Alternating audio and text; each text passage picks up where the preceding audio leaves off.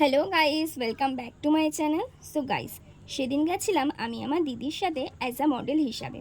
যেহেতু ও new bridal course করছে, সেই জন্য আমি ওর মডেল হিসাবে গিয়েছিলাম। সারাটা দিন আমি ওখানে কি করলাম, কিভাবে কাটালাম, সবটাই তোমাদের সাথে শেয়ার করব। আমরা বাড়ি থেকে বেরিয়েছিলাম ওই সকাল 10টা নাগাদ। আমাদের বাড়ি থেকে লোকেশনটা কিন্তু খুব একটা দূরে ছিল না। আমাদের ওখানে পৌঁছাতে প্রায় 15 মিনিট মতন সময় লেগেছিল। ওখানে গিয়ে ফার্স্টে আমার দিদি আমার হেয়ারটা ক্রিম্পিং করে নিয়েছিল। দেন ও আমাকে শাড়ি পরিয়ে নিয়েছিল। আমার শাড়ি পরানোটা দেখে তোমরা কি গেস করতে পারছো যে আমি কী লুক ক্রিয়েট করেছি? যদি গেস করতে পারো তাহলে অবশ্যই কমেন্ট করো।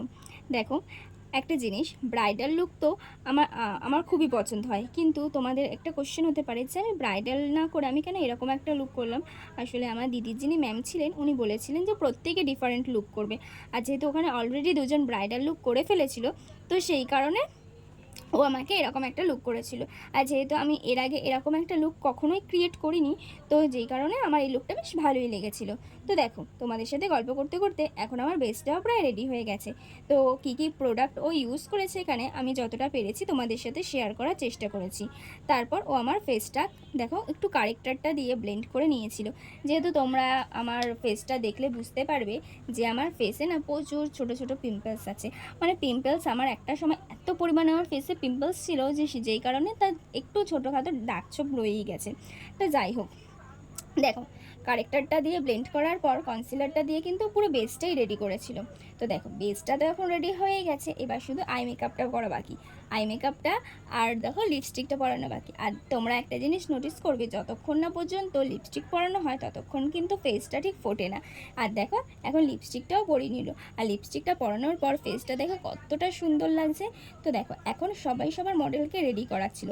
আর এখন দেখো, আমার চুলটাও রেডি করে নিয়েছিল।